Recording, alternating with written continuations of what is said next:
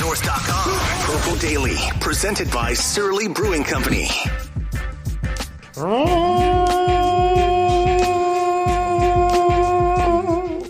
And then, boom, boom. That's excellent, man. Come on, we're gonna do it. They get going. We're going. We're going. We're going. We're going.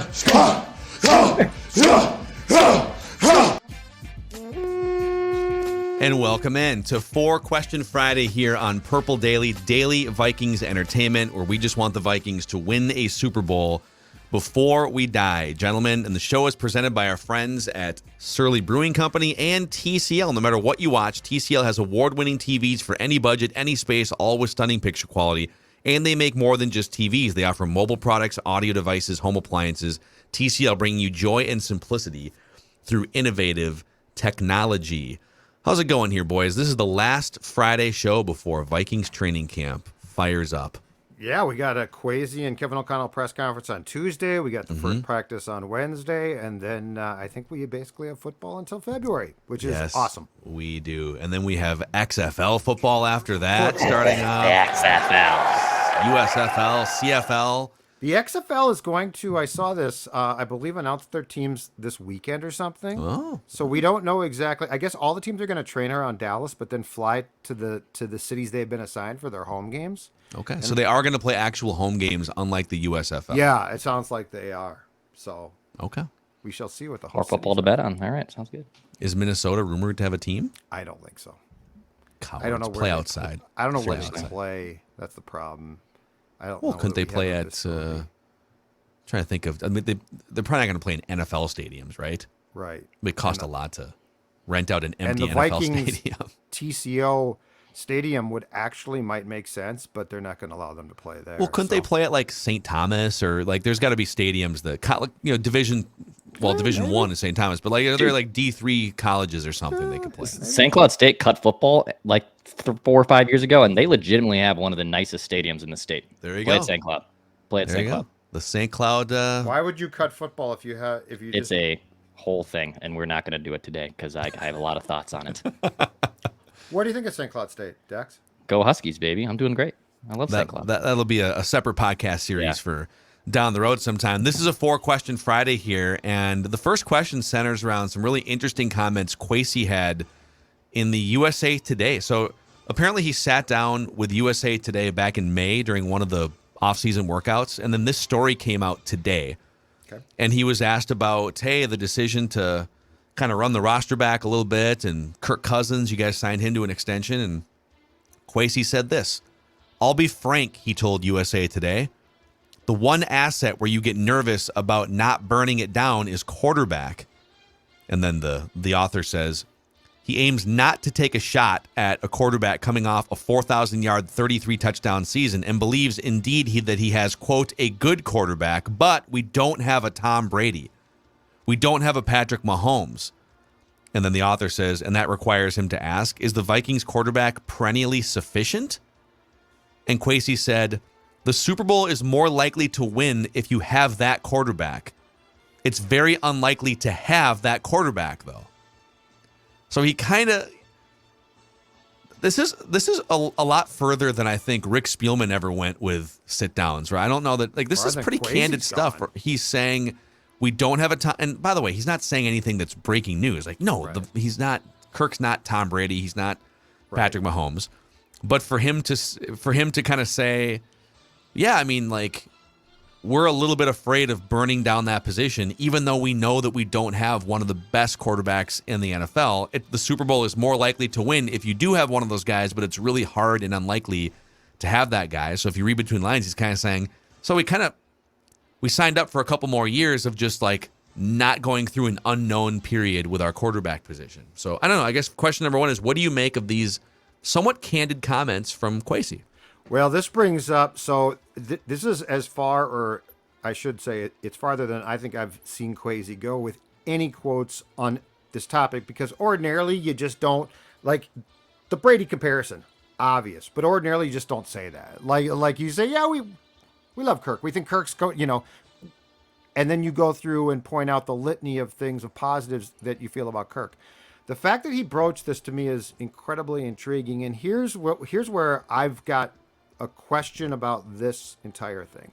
And this is true about O'Connell instead of Harbaugh. It's true about Cousins. And it's this. How much is Kwesi basically executing what his bosses want him to do versus what he would have done if given free rein? Because I think that there is no question that part of the reason why Kwesi, who, by the way, I think is a very smart guy, but he certainly is not the most experienced guy, got this job. And I think part of it is the fact that starting with the Wilfs, there was a feeling in ownership that running this thing back would work. That they, we've brought this up a lot, but that they felt that Zim and his staff, but Zim and Spielman to a certain point were the big bad wolves, that they were the problem. I think this is the first quote from Kwesi that indicates to me that he might not have gone the path that he did if he wasn't basically told, we're keeping Kirk. We're furthermore signing Kirk to an extension. I think there's no question that the whole Harbaugh process was driven by Kwesi. He's the guy. I think if Kwesi didn't get that job, Jim Harbaugh never comes here to talk to the Vikings about that job. So this to me opens up a lot of very intriguing questions about whose agenda exactly is being served here, and a feeling that ownership, I think, thought, run it back, because if it works, it's easier. Yeah, I think I'll boil it down and simplify it this way. In this sit down with the USA Today, he's saying the Super Bowl is more likely to win if you have a dude at quarterback. We don't have a Tom Brady or a Patrick Mahomes. But, okay, what do we do is kind of the next step. Right. Do we then go into the unknown and try and find a Patrick Mahomes or a Tom Brady? You can't find Josh Allen unless you take a stab at drafting Josh Allen, right? You can't, maybe people don't think Lamar Jackson's on that level anymore either. But if anybody won an MVP a few years ago, you can't find a guy like that if you don't take a chance and try.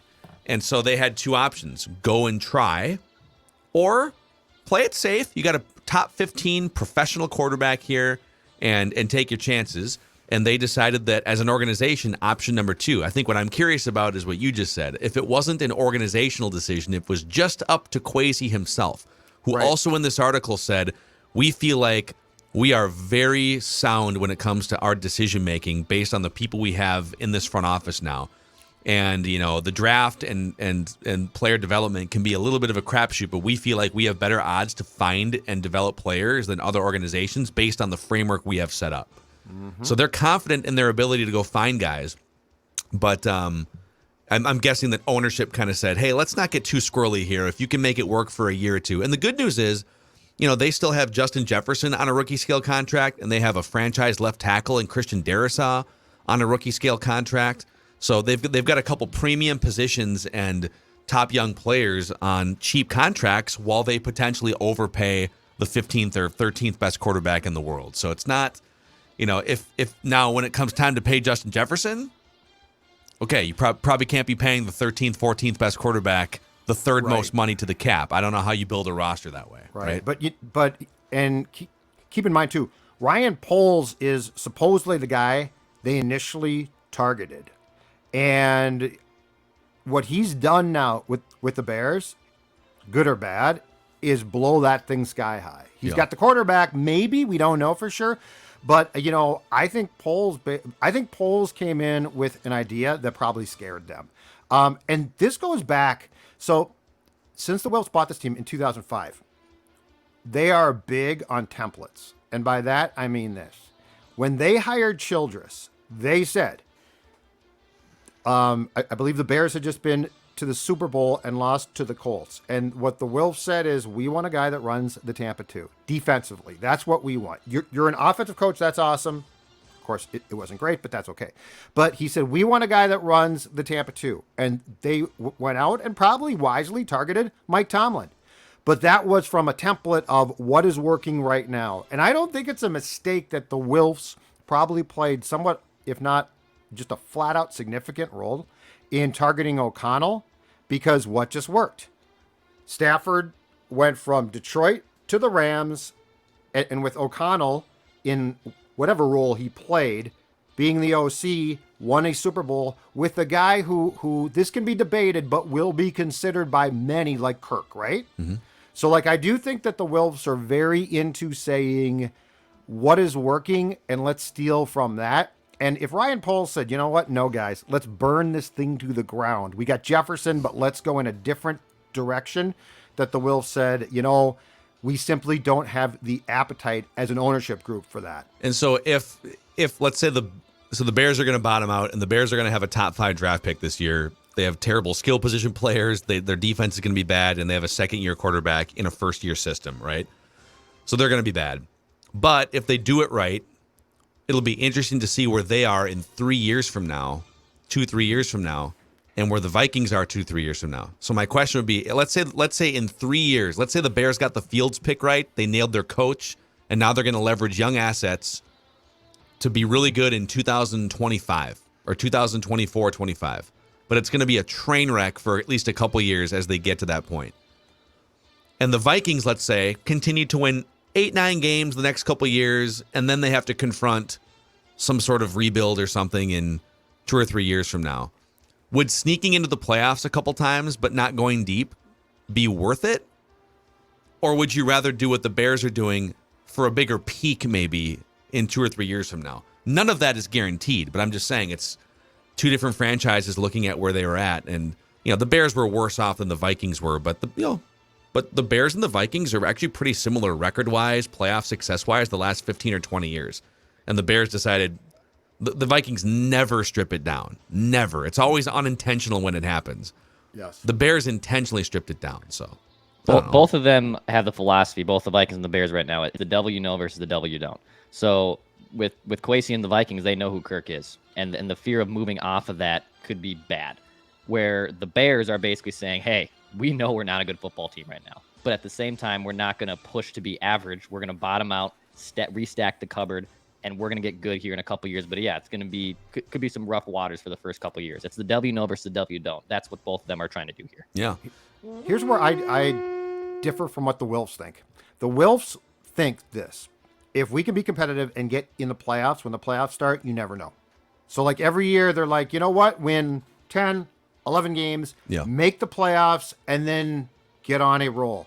Like their Giants did at one point. Well, 11 wins is a lot different than 8 or 9 and getting in. Like, if you win 11 games and get in, you actually do have a chance historically to make some noise. I'm just saying, though, that their thought process is let's just get in and then roll the dice from there. Where I disagree with that, though, is I don't know if you are a wild card team and you sneak in. Can you win a game? Absolutely.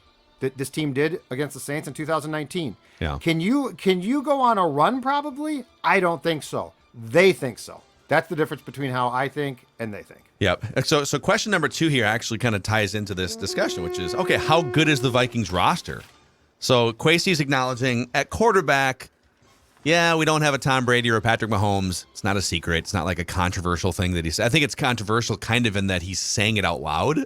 It's interesting. Yes. I don't know that I've ever heard like another general man, like does the Titans general manager say, yeah, we don't really have a Tom Brady here. We have Ryan Tannehill, but I think you just kind of keep that to yourself. I love that he said it because it's honest. But Mike Clay, who is the analytics guy for one of the 2 or 3 main analytics guys for ESPN.com, and then Pro Football Focus, they both recently released their roster talent rankings. Yep. And you guys tell me what you think here. So just to go back to the Kwesi thing, he's saying, hey, the Super Bowl is more likely to win if you have that quarterback. We don't. So, you know, the rest of it has to be better, right? Well, Mike Clay from ESPN.com, through his ranking system, has the Vikings as the 13th best roster in the NFL, which is pretty good, you know, playoff caliber roster. The Pro Football Focus folks have them with the 19th best roster, which is below average, obviously. The top 10 for both of these consistently features a lot of the same teams. Buccaneers, Chargers, Packers are in both top 10s. Bills, Bengals, Rams, Chiefs, Eagles show up in both top 10s. And then there's a little bit of conflict between like Browns, Cowboys, Ravens, Dolphins, kind of sprinkled in. So do you think this is accurate or no, that they're somewhere between the 13th and 19th best roster in the NFL? I think currently, yeah. I'd probably put him like just off the top of my head. I'd probably put him like 15th. They are definitely lacking at some spots, or at the very best, if you want to put a positive spin on lacking, there's unknowns there. But they are, and this is why I'm curious to see what the coaching staff can get from this team. They are very much in what I would consider Vikingville. They are very much that they're not great. They're not bad. They have some great players. But like when you look at the defense, am I sold there on the entire, defense? Absolutely not. There's question marks. There's health. Offense, I'm sold on the skill position players. I think that the offensive line is going to be improved. Do I think it's outstanding? I don't know. Probably not. So yeah, I would say that if you ask the Vikings privately, are you happy if your roster is, let's say, 14th, 15th, they would say that gives us a chance.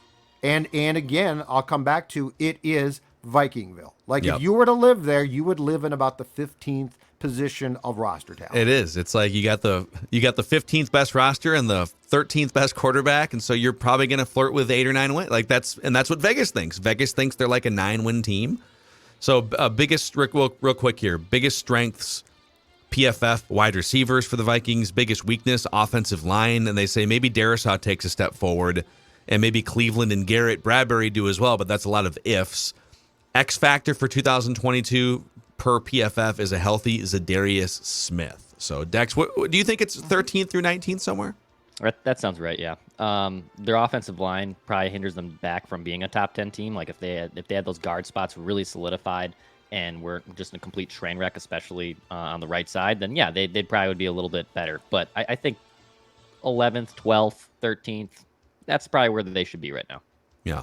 Okay, we're at halftime here of 4-Question Friday, which means it's time to crack a Surly and celebrate the summer of Surly, Judd Zulgad. And yes, that's exactly right. And there's no better time to celebrate the summer of Surly than the weekend, and it's here. And so you know what this is, ladies and gentlemen? This is a Logic Bomb weekend. This is a weekend if you like decks and you're going to the cabin to be out on the dock with the Supreme, enjoying one on the pontoon, or heck, just your back porch. There is no lack of great quality beers, including my personal favorite, the Furious from Surly Brewing. And in the summer of Surly, there's no better time to sit back and enjoy a Surly than the weekend. So, of course, drink responsibly, but do that in the coming days. What better weekend than, the cabin sounds great, but how about teeing up with some buddies at the Meadows at Mystic with a Surly in hand? I mean, I don't know. Concoct a better weekend than that. That's the best. And the best thing about the Meadows of Mystic Lake is it's not just because it's an award-winning 18-hole public golf course, which is one of the nicest in the state, but they have this great patio deck out there that you can enjoy a cold one before your round, which I like to do, and then also after your round, that 19th hole, right? You like to get another beer in afterwards. You can book your tee time and book that experience right now at golfthemeadows.com. The Meadows at Mystic Lake, an award-winning 18-hole public golf course. Go check them out and book your tee time at golfthemeadows.com. Okay, question number 3 for you guys.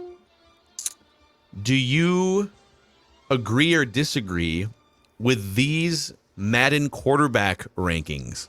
All right, they're just coming out right now as we're recording this. Okay. So Tom Brady's a 97, Aaron Rodgers 96, Pat Mahomes 95, Josh Allen 92, Joe Burrow 90. That's your top 5 quarterbacks right there. Any issues with the top 5 quarterbacks there? No, that's it. Makes sense. Mm-hmm. Okay, then the next 5 are Dak, Herbert, Russell Wilson, Lamar Jackson, Matthew Stafford, all between 85 and 89. So those are your top 10 quarterbacks in the league according to Madden. And then Kyler Murray, Deshaun Watson, both at 84. Derek Carr, Ryan Tannehill, both at 83. Okay, that gets us to 14. Then Matt Ryan is an 81, 15. And then Kirk Cousins is an 80, ranked 16th, just ahead of Mac Jones, Baker Mayfield, Jimmy G, and Jameis Winston. Chris Sims, vindicated.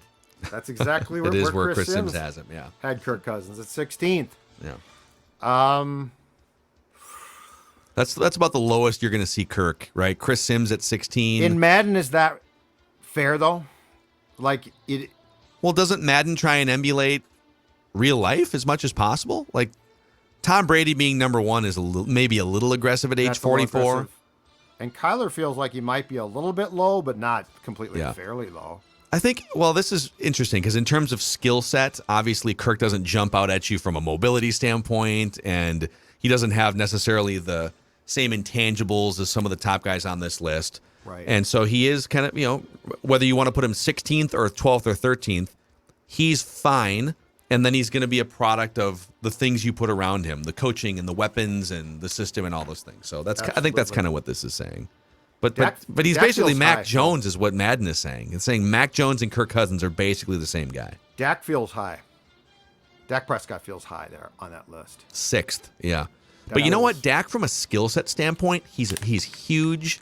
Mm-hmm. He can throw the ball down the field. He's mobile. So he's hard to take down. He's got some intangibles, too. So I can see why Dak looks like he should be higher up, and maybe the team success and the playoff success hasn't quite been there, but interesting. I mean, I would put Herbert, Wilson, and even Lamar Jackson ahead of him. And also, I'm kind of looking at this from a video game side. Like, I want to play with those guys from video game quarterbacks. Like, Dak's fun too, but like Lamar Jackson and even Russell Wilson and Justin Herbert, like those guys are fun on video games. So I would actually have them higher, personally. Yeah, if you rank these guys, all the quarterbacks, even the ones below here, on how fun would they be to play on a video game, Kirk wouldn't be very high, right? He'd probably be lower than 16th. He would. Old school, you drop back to pass, be like Yeah, this. wouldn't be a blast. Okay, question number 4 here. It's our Would You Rather question of the week on Purple Daily. Would you rather spend 5 years in jail or be in a coma for a decade? So is there a guarantee I wake up from the coma after 10 years? Is Yes. that assumed? Yes, but it would be 2032. So And you get your memory back, I would think, but you know, you might be a little My- groggy for a while. my issue with this is I've always like lived by the standpoint of like, if I'm in a coma for like more than a week or a month, like just make the decision and pull the plug. Like I don't want to be remembered as a vegetable that's just sitting there. So it's very grim, but this is how I kind of look at being in a coma. I think honestly, I would take jail for 5 years. Wow. I think I'd take jail for 5 years. It might be harder to get a job though, right? Because when you'll probably be a felon if you're in jail for 5 years. Right. Right. I think. Yeah. Yeah. There's no way you wouldn't be a felon. What type if of you're in jail jail for are we 5 talking about? Are we talking Yeah. about Aggressive white collar jail. crime? No. Or like, so No, like I like- killed somebody? Like people watch you go to the bathroom across the bars on the other side of the hallway. Jail. oh, Christ. This is a terrible choice. I hate them both. But you could spend time getting chiseled in your cell. You could do Yeah, that's 1,000 true. push-ups and sit-ups every day. I'll do and- jail. Make some shanks and stuff. Yeah. I'll do jail. I'm trying to envision You Judd take a like. spoon, man. You take a spoon, you sharpen In it a up. You jail gotta fight. protect yourself. You gotta protect yourself. I've seen enough movies, okay? I think I would take, I'd probably take the decade-long coma because you would just be kind of fast forward. Like, you wouldn't remember any. Like you would just wake up and you wouldn't really know the context of anything. The media landscape would have changed. People are just older now than the last time you saw them. Hey, turn on TV. It no longer exists. It's just a projection in your mind now. You can just sort of. Give me a newspaper. A what? Where's my car parked? Cars don't exist anymore. Everything is just a flying or flotation vehicle. So, all right. So you guys would go to jail. I would do the coma. That's your 4-question Friday here on Purple Daily. Training camp on the horizon. We're going through here, and we'll pick it up again next week. Our Vikings training camp preview series. If you missed our deep dive into what's the deal with Kellen Mond yesterday, that's hanging out on the Purple Daily podcast feed and YouTube channel. And in just over a week, we unveil a couple new Vikings podcasts here on the Purple Daily YouTube channel and podcast feeds. We've got Realistic Randy coming back, and him and Dex every Monday are going to do a show called Realistic Randy Rants with Declan. And we've got Jesse Pierce from the Bar Down Beauties podcast and also other walks of media fame, and Thor Nystrom, who just signed up with Fantasy Pros and Betting Pros to be one of their expert analysts. And we're calling it Before We Die is the name of that podcast, twice a week starting on August 1st. So we're pumped to just be expanding and adding to Purple Daily, and we might have a couple other announcements here in the not too near future too. So we're pumped for the season. Looking forward to it. Thanks for hanging out with us, everyone. Purple Daily, Daily Vikings Entertainment.